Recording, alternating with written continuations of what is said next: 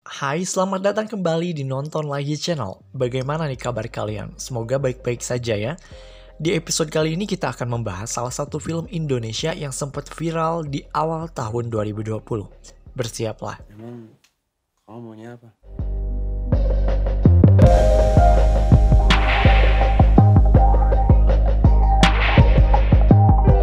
Nanti kita cerita tentang hari ini, atau yang lebih sering kita sebut NKCTHI, merupakan salah satu film tersukses di Indonesia. Terhitung lebih dari 2 juta penonton telah menyaksikan salah satu mahakarya dari Angga Dwi Masa Songko ini, dan mungkin kalian adalah salah satunya. Kami penasaran, apa sih yang membuat kalian suka dengan film ini? Banyak orang yang menganggap bahwa film ini sangatlah relatable dengan beberapa keluarga di sana. Penyajian konflik yang tepat, sinematografi kelas kakap, hingga performa aktor-aktrisnya yang beresensi, apalagi karakter Aurora yang bisa mewakili sejuta kata dalam diam. Oke, satu hal yang menarik perhatian dari NKCTHI ini adalah jalan ceritanya yang menyelipkan rahasia yang disembunyikan oleh Narendra dan Ajeng. Seperti yang tertulis dalam posternya, setiap keluarga punya rahasia. Suatu konsep atau teknik yang memiliki andil besar untuk jalan ceritanya, dan tidak banyak film drama Indonesia melakukan apa yang dilakukan oleh NKCTHI. Entah untuk kebutuhan marketing atau ada hal lainnya, yang pasti penonton dibuat betah untuk menemukan rahasia tersebut dan kita akhirnya tahu akar permasalahan yang menimpa keluarga Narendra. Rahasianya kurang lebih adalah mereka dipaksa untuk bahagia. Siapa yang tidak mau bahagia? Semua orang ingin bahagia, bahkan tanpa perlu adanya paksaan pun semua orang pasti ingin bahagia. Tapi, apakah kalian yakin dengan selamanya merasa bahagia, kalian akan bahagia? Lantas untuk apa Tuhan menciptakan kesedihan, ketakutan, rasa jijik hingga rasa marah? Tapi tunggu dulu. Terdengar tidak asing ya? Kebahagiaan, kesedihan, takut, dan lainnya adalah emosi yang ada di film Inside Out. Ada joy, sadness, fear, disgust, dan anger. Oke, ini memang terdengar membingungkan dan unbelievable, tapi intinya adalah NKCTHI dan Inside Out memiliki persamaan jalan cerita. Tidak percaya? Tonton video ini hingga akhir karena nanti kita akan cerita tentang bagaimana Inside Out dari Pixar begitu relate dengan NKCTHI. Plus, kalian akan menemukan sesuatu yang tidak kalian sadari tersembunyi dalam film Inside Out. Tapi seperti biasa sebelum masuk ke teorinya, jangan lupa untuk like, share, dan komen jika kalian suka video ini. Tekan tombol subscribe dan aktifkan notifikasi loncengnya supaya kalian tidak pernah ketinggalan informasi film dari kami. Oke, ini dia teori film lainnya, episode NKCTHI dan Inside Out. NKCTHI pada dasarnya menceritakan tentang sebuah keluarga yang dikepalai oleh Narendra dan istrinya Ajeng. Mereka memiliki 3 orang anak, yaitu Angkasa, Aurora, dan Awan. Keluarga tersebut nampak baik-baik saja, bahkan terkesan bahagia. Namun siapa sangka, hati kecil mereka tidak sebahagia apa yang terlihat. Mas Angkasa, si kakak pertama, selalu diberi tanggung jawab berlebihan. Jika ada sesuatu yang buruk menimpa adik-adiknya, Narendra pasti akan langsung menyalahkannya. Aurora, si anak tengah, merasa kurang mendapatkan perhatian dari kedua orang tuanya. Sedangkan si bungsu, Awan, merasa selalu dikekang oleh kedua orang tuanya. Yang satu kekurangan perhatian, yang satu lagi berlebihan. Di balik kemewahan yang mereka miliki, ternyata jauh di lubuk hatinya, mereka sama sekali tidak pernah merasa bahagia. Menurut kalian, siapa yang menyebabkan kebahagiaan yang penuh kepalsuan ini? Tentu saja semua ini karena Narendra. Narendra memang berusaha untuk membuat semua anggota keluarganya bahagia, tapi ia melupakan sesuatu. Ia terlalu memaksakan kehendak. Ia bahkan tidak bertanya apa yang membuat anggota keluarganya bahagia. Bisa dibilang dia adalah villain utama dari film NKCTHI ini. Adalah Narendra yang membuat Angkasa merasa terbebani akan tanggung jawab yang seharusnya ia pikul. Adalah Narendra yang membuat Aurora merasa tidak pernah dilahirkan ke dunia ini. Adalah Narendra yang membuat Awan merasa terkekang, tidak memiliki kebebasan ataupun pilihan. Dan kesalahan terbesarnya adalah ia menyembunyikan rahasia tentang anak keempat yang meninggal saat dilahirkan.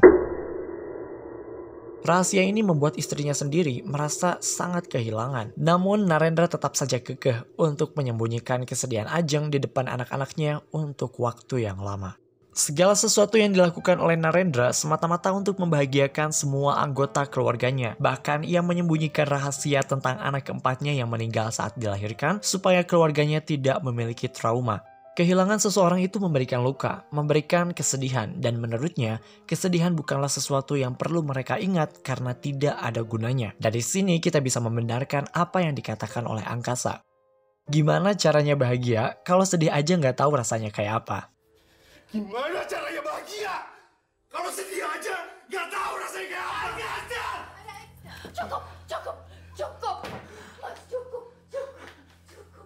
Scene ruang tengah ini benar-benar memberikan hukuman besar bagi Narendra. Dia akhirnya dibenci oleh anaknya sendiri dan istrinya untuk waktu sementara. Sejak saat itu akhirnya ia kembali merasakan kesedihan dan mengerti apa yang seharusnya ia lakukan. Dari pemaparan di atas menunjukkan bahwa adanya arti penting dari kesedihan. Dari kesedihan itu bisa muncul kebahagiaan. Akan kami singgung sedikit tentang Riley dari film Inside Out. Ingat scene ketika Joy jatuh ke tempat pembuangan memori? Di sana dia melihat salah satu memori kebahagiaan berwarna kuning yang ternyata awalnya berwarna biru. Pada saat itu, Riley gagal mencetak gol saat pertandingan hoki dan membuat timnya kalah. Dia merasa sedih, dia merasa hancur, dan memang seharusnya Riley merasakan hal itu. Tidak boleh dipaksakan untuk bahagia karena ketika Riley merasa hancur, keluarganya dan teman-teman timnya datang untuk mensupport sehingga terbentuklah memori yang awalnya biru menjadi kuning. Sekarang, dalam otak ada sebuah daerah yang disebut dengan Anterior Cingulate Cortex atau ACC. Daerah ini terletak di bagian tengah dan memiliki banyak sekali reseptor, salah satunya adalah reseptor opioid. Pada umumnya, reseptor ini memiliki fungsi untuk merasakan kebahagiaan dan kesedihan. Boleh dikata, dua emosi ini berada saling berdekatan. Maka dari itu, jika kita ingat ending di film Inside Out, Joy dan Sadness akhirnya membentuk sebuah core memories baru yaitu campuran antara warna kuning dan biru. Selain itu, pada tahun 2015, studi yang dilakukan oleh Association for Psychological Science melakukan penelitian terhadap sejumlah orang tentang perubahan emosi manusia yang bisa dilihat lewat perubahan warna auranya. Percaya atau tidak, ketika mereka diberi video sedih, mereka menunjukkan aura warna biru. Sedangkan ketika mereka diberi video lucu, aura mereka berubah dari biru menjadi kuning. Sama seperti core memories di film Inside Out. Oke, sepertinya kita sudah terlalu banyak menyinggung tentang Inside Out ya. Langsung saja kita analisis film tersebut dan siap-siap untuk merinding.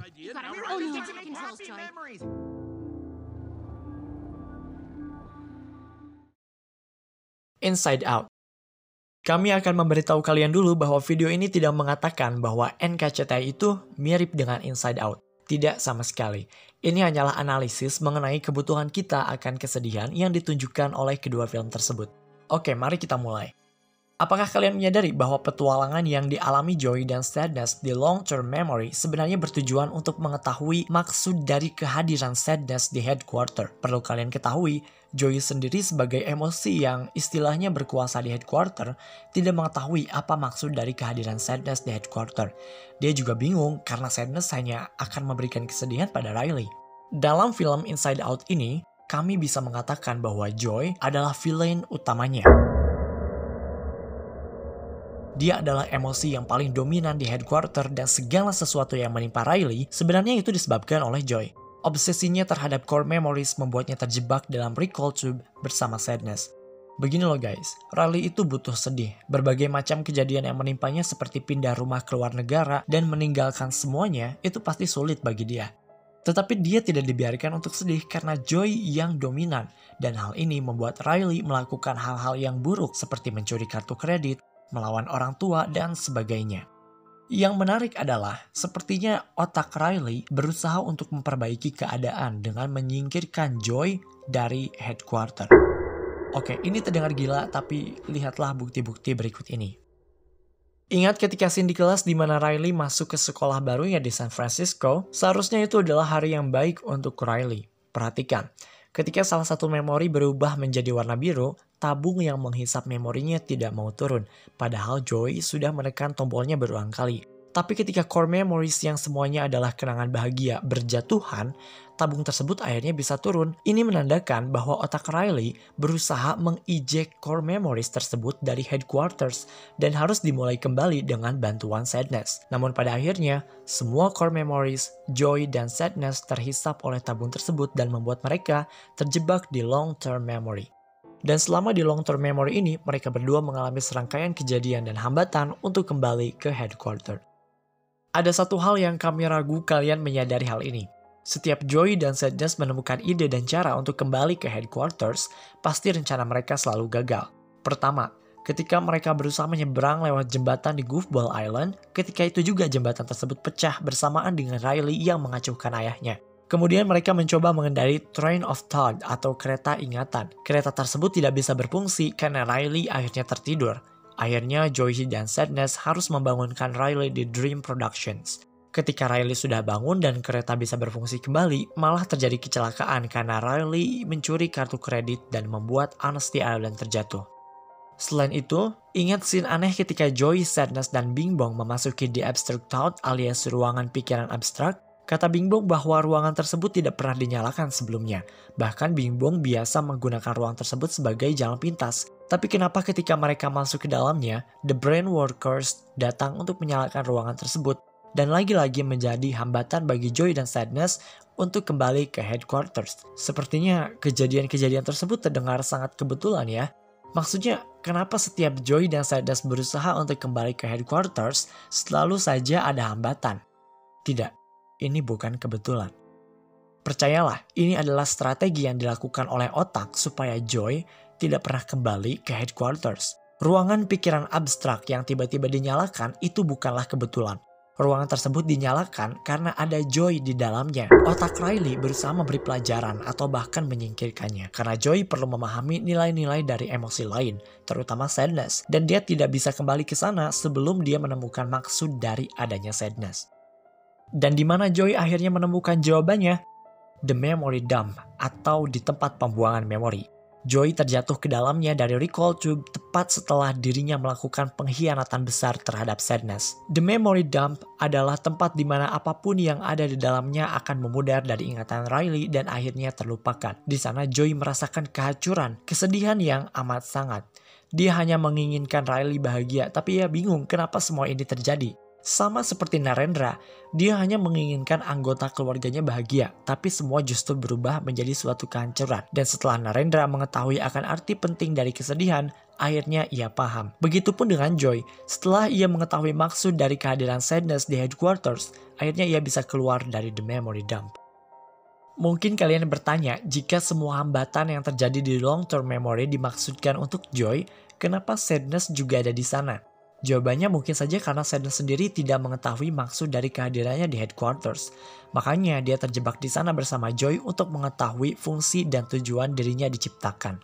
Notice gak sih kalau sebenarnya Joy dan Sadness bisa kembali ke headquarters dengan cara yang cepat? Misalnya menggunakan recall tube atau the train of thought. Tapi mereka tidak pernah berhasil karena ya belum menemukan arti penting dari kesedihan ini alias si Sadness. Nah, ketika Joy sudah menyadari akan hal tersebut, ia bisa kembali ke headquarters bahkan dengan cara yang terbilang sulit, misalnya lewat adegan trampolin ini.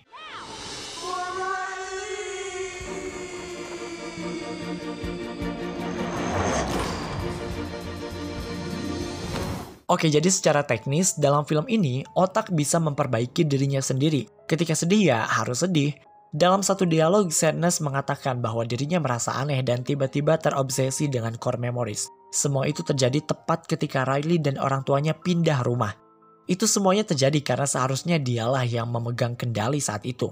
Riley tidak bisa dipaksakan bahagia di masa-masa yang sulit. Dia harus tertawa ketika hatinya menangis. Itu sangat tidak bagus dan akan mempengaruhi kesehatan mental dan perilakunya. Apalagi kalau kita lihat di film Inside Out, Riley itu hampir memasuki masa remaja, di mana masa itu adalah masa-masa yang penuh dengan lonjakan hormon. What a meaningful movie.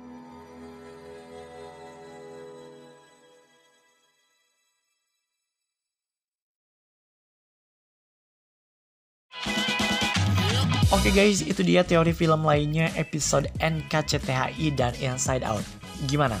Sekarang kita sadarkan bahwa segala sesuatu yang diciptakan oleh Tuhan itu ada manfaatnya, termasuk sesuatu yang selalu kita hindari, yaitu kesedihan. Semoga kalian terhibur dengan apa yang kami sajikan ya. Jangan lupa untuk like, share, dan komen jika kalian suka video ini, tekan tombol subscribe dan aktifkan notifikasi loncengnya supaya kalian tidak pernah ketinggalan informasi film dari kami. Follow juga Instagram kami di @nontonlagi untuk informasi perfilman harian paling update. Sampai jumpa di episode Nonton Lagi channel berikutnya.